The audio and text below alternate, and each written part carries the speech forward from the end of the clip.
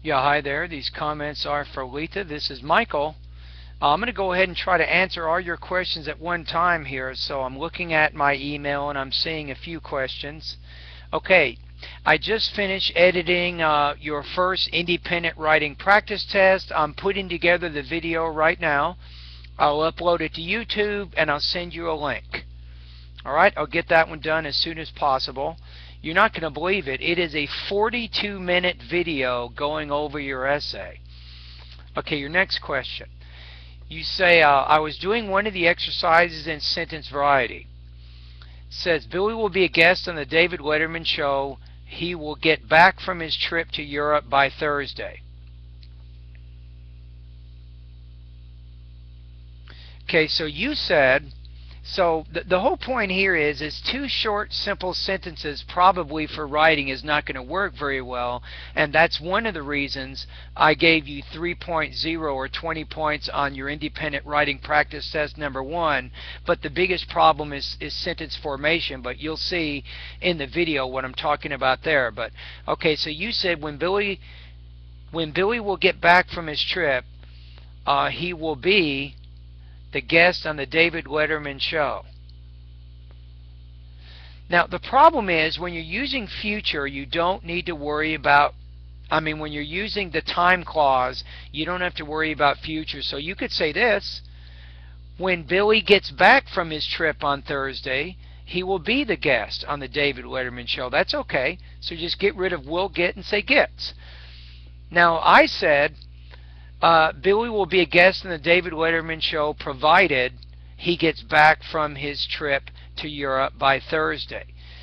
So you can do it either way. If you do it your way, you're using a time clause and talking about one thing happening after another. Now if you use provided, you're using if. So in this case, if he gets back from his trip by Thursday, he will be a guest on the David Letterman show, right? So I think you could do it either way. There's no right or wrong. The way that you did it is more of a time clause. The way that I did it is more of a conditional clause. So do you want to talk about something as being certain or possible, or do you want to be talking about something as more conditional? So that's really the only difference, is the certainty of the idea there. Okay, so I think we have that question answered. Let's go back to your other question. You said, hey Michael, can you just name to me the different subordinating and coordinating connectors? I can give you some examples. I can't name them all. It's impossible. The subordinators, there's probably 60, maybe more. So coordinators are pretty easy though. It's and, or, yet, but, or so. That's it. And sometimes for. I went to the store for I wanted to buy some bread, but obviously that's going to be very formal type English, right? So if you look at subordinating connectors, I'll give you some examples. Although, even though, because, if, when, who, that, which, whose, whereby, in which, through which.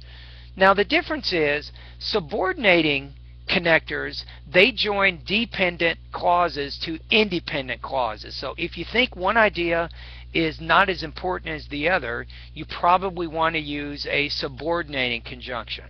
Now if you think the two ideas are the same, you use coordinating conjunctions. So let me give you an idea. Let me give you two sentences. My father has cancer. He will not die from the disease.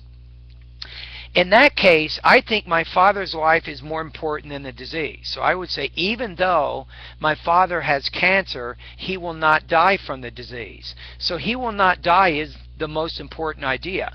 You know, if I say my father has cancer and he will not die from the disease, I'm trying to say that both ideas are actually important, not just one idea. So again, it depends on the emphasis that you want to connect as a writer, or the emphasis you want to indicate to the audience, and that'll depend, I think, on the types of connectors you're going to use.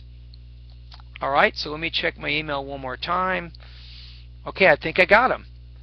So I answered most of your questions, and you know what? These are good questions because these are language problems that you need to solve right now that are going to help you do better on the writing part of the TOEFL exam. Exactly.